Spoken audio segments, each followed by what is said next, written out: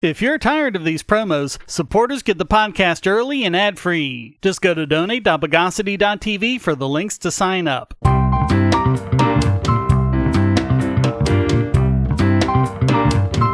Welcome to the Bogosity podcast for the week of March 20, 2022, the podcast that goes to sleep when covered by a blanket.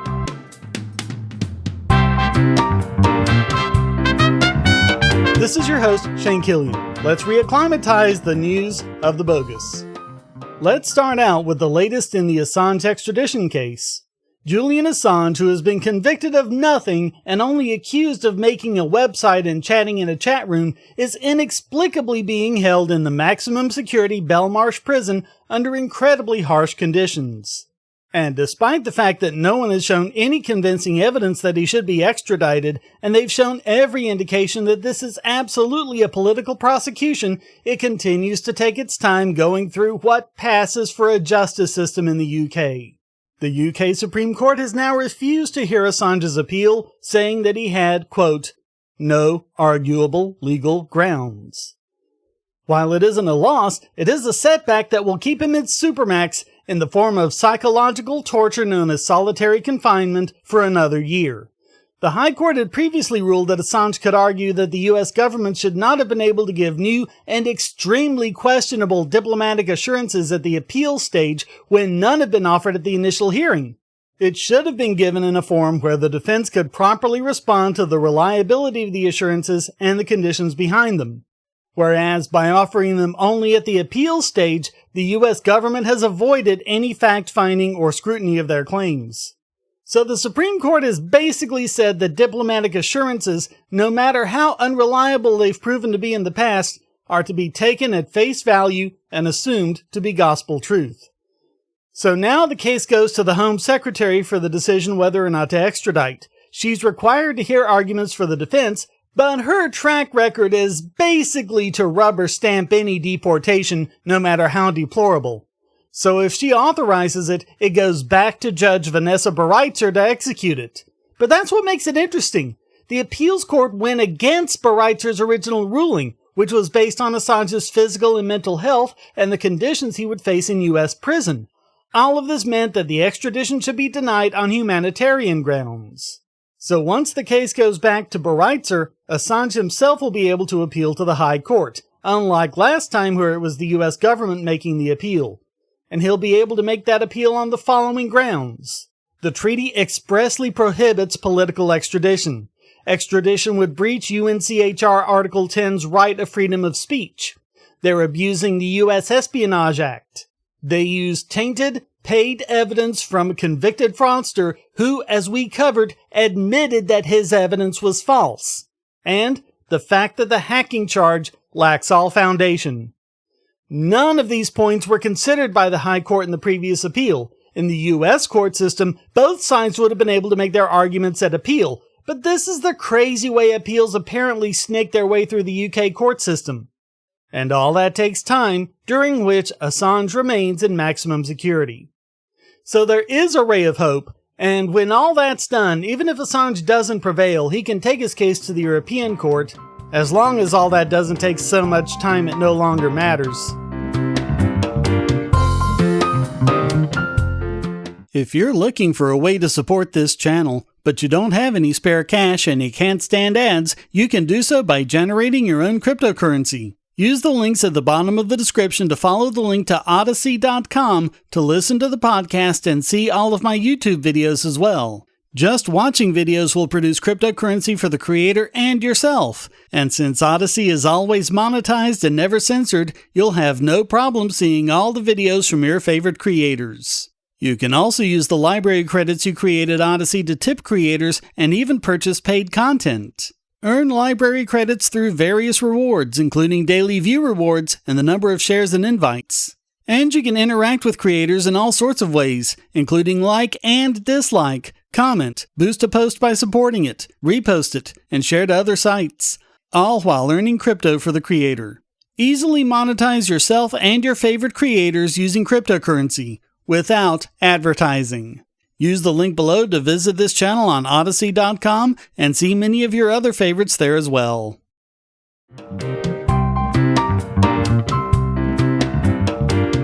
And more stupid companies violating the principles of the internet and their entire reason for existing. Lumen has joined Cogent in cutting off Russia's access to the internet backbones, which, as we've covered more than once, is only giving Putin what he wants: complete control over the information Russians are allowed to have.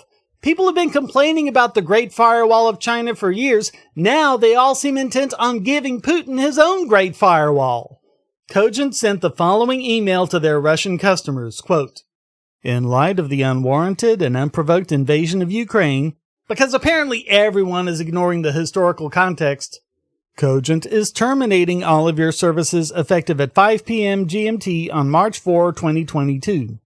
The economic sanctions put in place as a result of the invasion and the increasingly uncertain security situation make it impossible for Cogent to continue to provide you with service." No, it's not impossible. You just don't want to.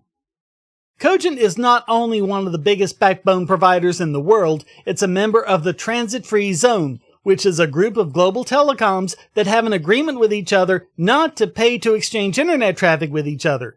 This agreement helps data be sent around the world much more quickly and for much less money than would otherwise be the case.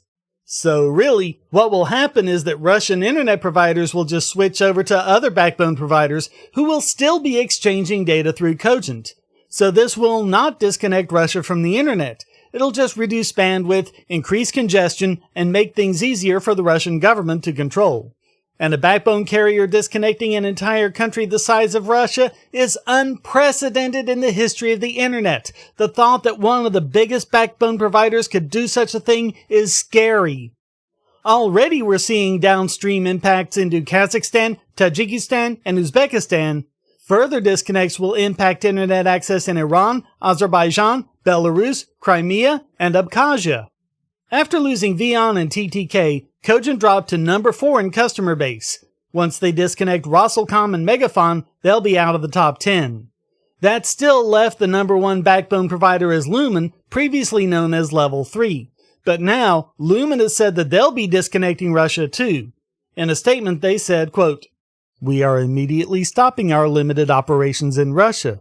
We do not have any consumer customers in Russia, but for the extremely small number of enterprise customers we have, this means we will no longer provide local Lumen services." They also said, quote, "We are not providing any services in Russia. That includes peering agreements and services with other carriers. We do provide services to ISPs outside Russia who are routing traffic into the country." Which means Russia will still be connected, albeit more slowly and perhaps more expensively. And that still leaves other major backbone providers like Aurelion and Vodafone. You'd think that the backbone providers of all people would understand how the internet works. The internet, as has often been remarked, considers censorship to be damage and routes around it. Information will still be able to get in and out of Russia. But the negative impacts of this will fall most heavily on the Russian people who are no part of this, and especially Russians who are protesting Russian aggression in Ukraine. Warmongering, political posturing, and virtue signaling should never take precedent over the open, free access of information. Here's hoping that this experience will end up teaching everyone that lesson, and that it won't have to be learned the hard way.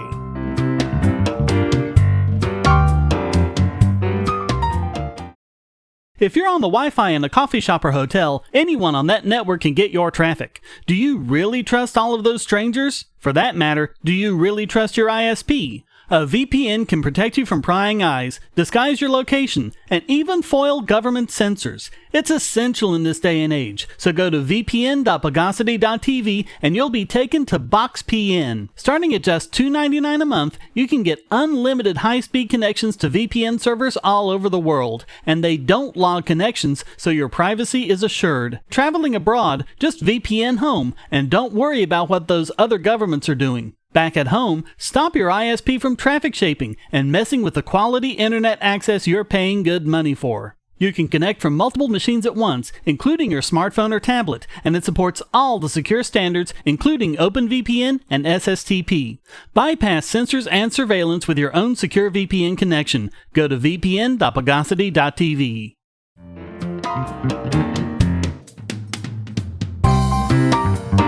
Just when you thought civil asset forfeiture couldn't get any worse, the FBI is now trying to make it so people who give them information leading to seizures get their share of the booty. Unlike criminal asset forfeiture, which is where someone is arrested for a crime and evidence is seized, with civil asset forfeiture, as we've covered over and over again, the person isn't even accused of anything. The police just take their property or their money and use it to pad their budgets.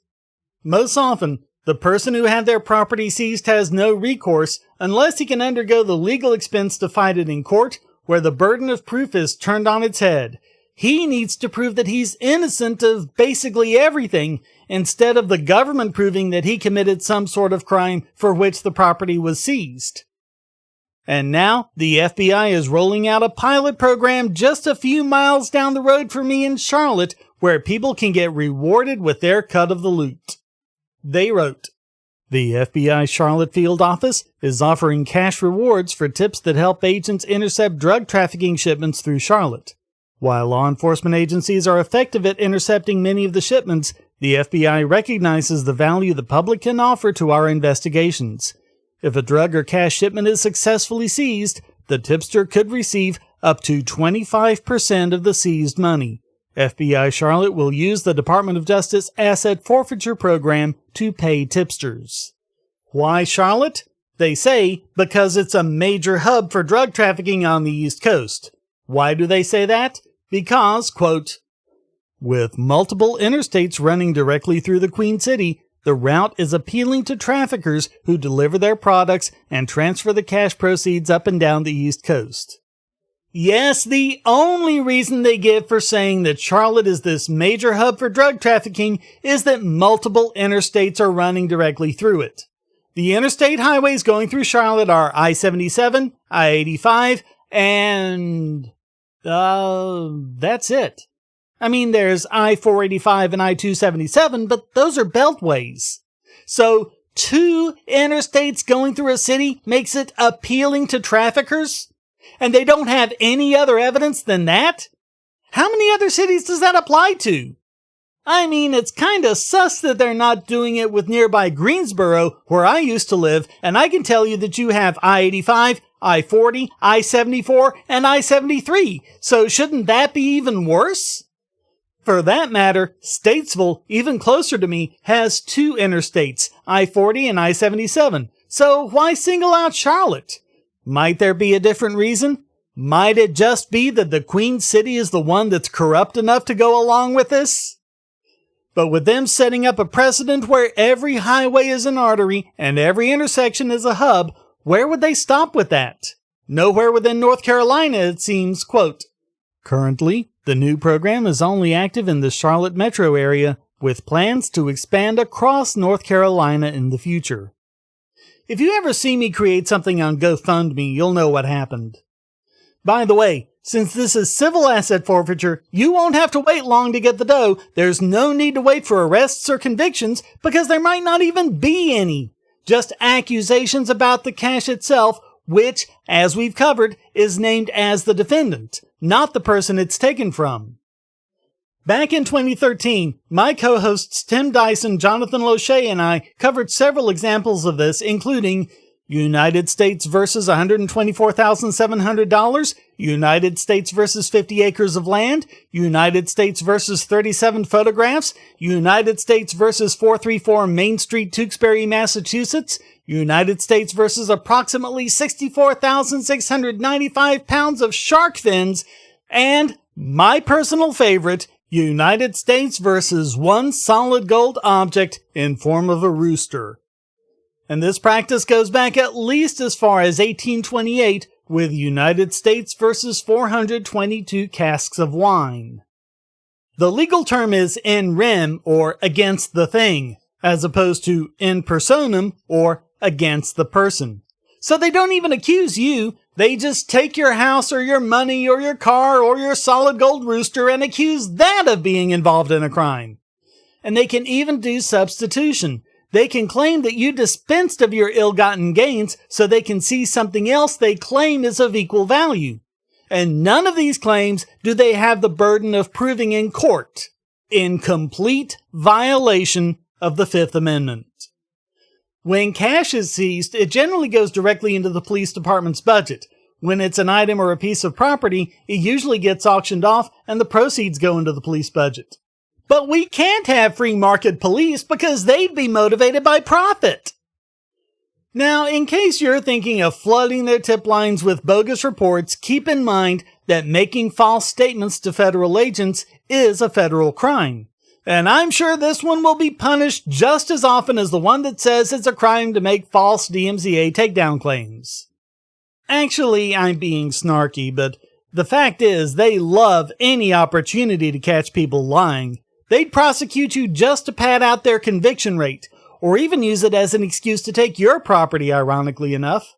But think about something else. They may use your tip as evidence that you're involved in the illegal drug trade. That's actually happened with tipsters in the past. So the hard rule about not talking to cops or the feds without a lawyer should still be heeded. In fact, if you think about it, they have more of an incentive to accuse you of lying than they do of giving you your 25% cut. But isn't it nice that we have the police to protect us from theft?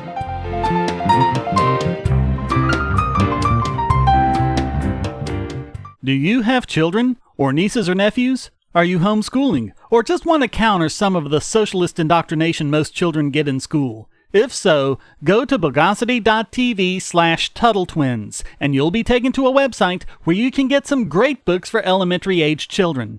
The Tuttle Twins books are books about liberty and free market economics that include children's versions of Bastiat's The Law, Leonard Read's I, Pencil, and Hayek's The Road to Serfdom, as well as books about the Federal Reserve and how regulations protect business cronies. They'll learn about the harm caused by eminent domain, or regulations passed in the name of safety, and fundamental concepts of liberty. And as you can see from the sample pages on the website, they're all easy to read and nicely illustrated. They're just $9.99 a piece, or get a special discount as well as free bonuses when you purchase all 5. You can even buy in bulk to donate to schools and local libraries. So get the Tuttle Twins books at Bogosity.tv/TuttleTwins.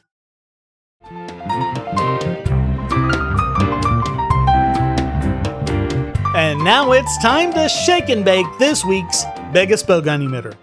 And this week it goes to Nebraska State Senator Megan Hunt, self-professed bi queen, who says that gun ownership is not a natural right, but a right given by America's, quote, slave-owning, misogynistic founders. She tweeted, "Owning a gun isn't a God-given right. It's a slave-owning, misogynistic founding father-given right. I'm not against 2A, but be real. The Constitution was written by people. Today I'm filibustering a bill that would allow concealed carry without training or a permit." So she's not against the Second Amendment, she's just against the Second Amendment. Typical politician.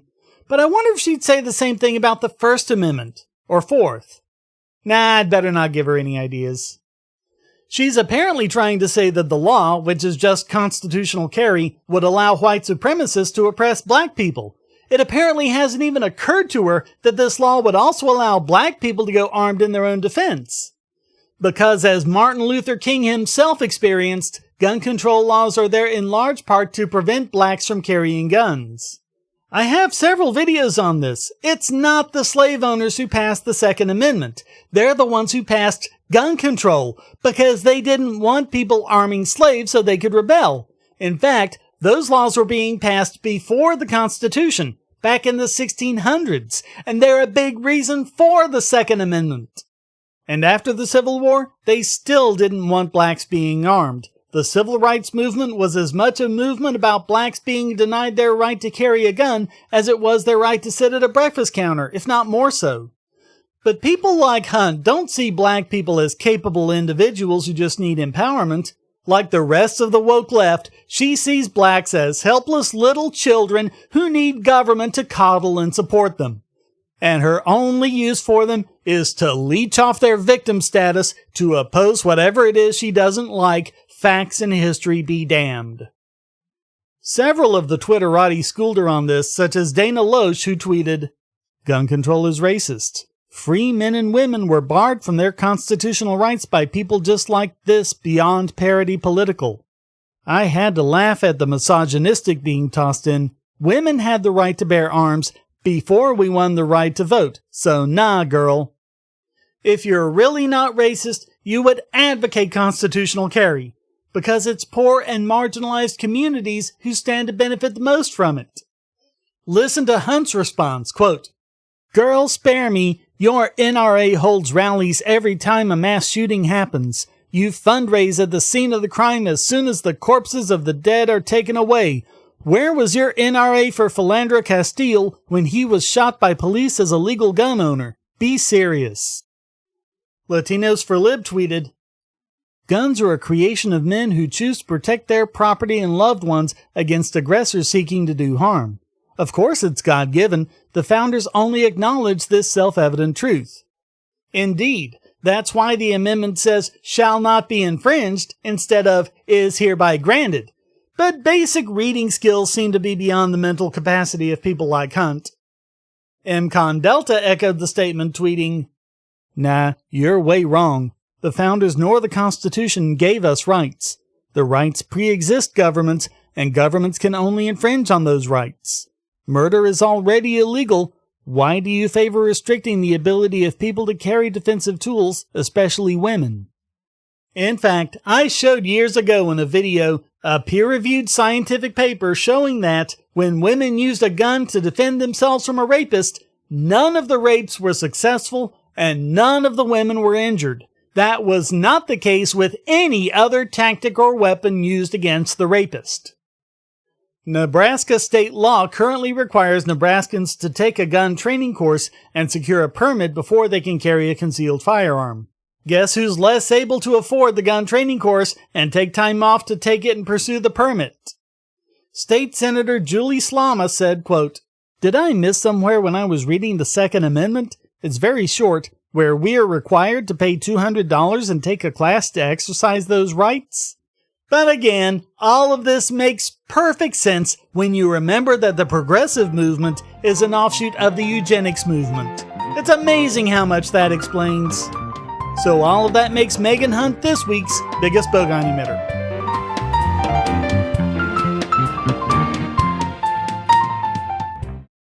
I want to tell you about the eyeglasses I've been wearing for years. As people can see on my videos, I have a very strong prescription, which makes glasses more expensive, especially when I need computer glasses, reading glasses, prescription sunglasses, and most expensively, progressive lenses for general everyday wear. To save money while still getting quality glasses, I get them from Firmoo. In fact, I just got a pair of progressives with high-index aspherical lenses and a nice pair of frames my wife loves for just over $100. It would have been $500 to get them through my eye doctor. Not only do they look good, the glasses are durable. I've worn many pairs for several years without problems. All orders come with a 30-day return policy, a 3-month warranty, and one-on-one customer service. Go to Firmoo, that's FIRMOO.Bogosity.tv anytime you need quality glasses at a low price. Once again, that's Firmoo.Bogosity.tv.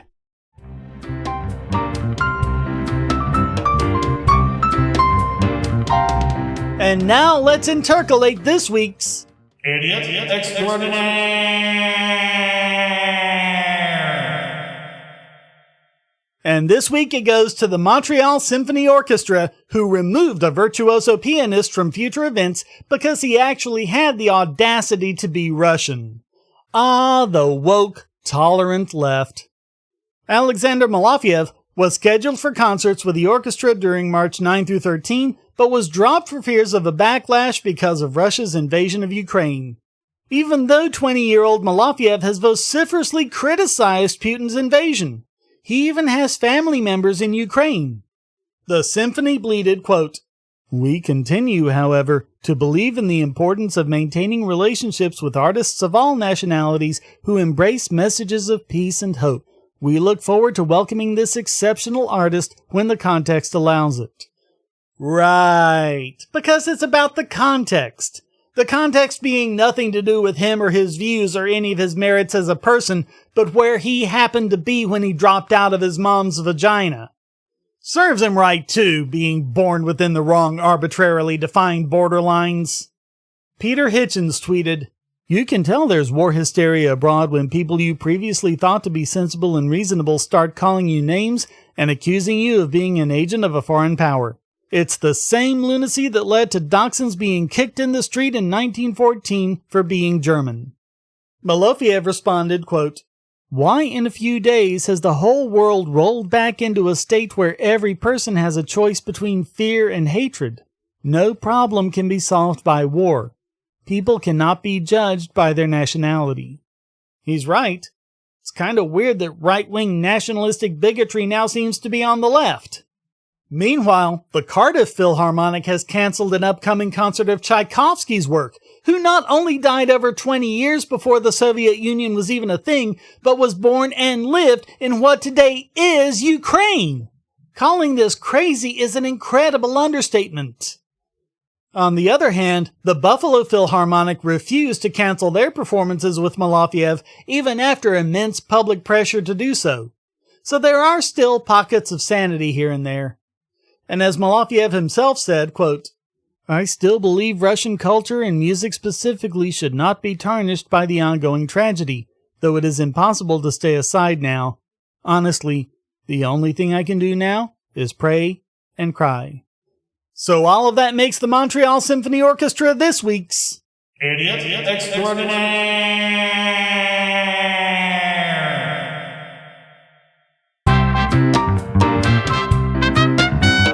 Well, that wraps up this "I really must ask that this ill-educated oaf be removed from the room" edition of the Bogosity podcast. I hope you enjoyed it. If you did, please go to donate.bogosity.tv for several ways to support and discord.bogosity.tv to join the discussion. Subscribe at Patreon or Subscribestar, and you can listen early and ad-free. Thank you for listening. Until next time, here's a quote from Albert Einstein. "Nationalism is an infantile disease. It is the measles of mankind." The Bogosity podcast is licensed under Creative Commons Attribution Non-Commercial No Derivatives 4.0 International License.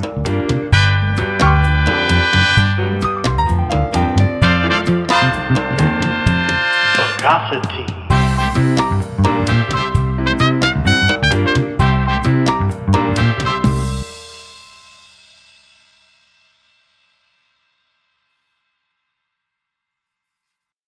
We live in a world where light bulbs connect to the internet, and recent attacks on them prove that your online security is under threat like never before. Not only your websites, but the internet-enabled devices you buy. And the biggest problem is weak passwords. That's why you need LastPass. LastPass allows you to randomly generate strong, unique passwords on the web and on your internet-enabled devices, all protected by one master password. LastPass sets up in minutes and gives you secure automatic logins throughout the web, synchronizing across all your browsers, all your computers, and even your mobile devices, at home, at work, or on the road. It even securely stores sensitive form data, including credit card numbers, backup sensitive documents, software licenses, Wi-Fi logins, and more. And with LastPass Premium, you can get these benefits on other applications, manage passwords for your entire family, and also get priority customer support. Sign up at password.bogosity.tv for a free month of LastPass Premium. Log in securely everywhere using the last password you'll ever have to remember. Go to password.bogosity.tv and get LastPass now.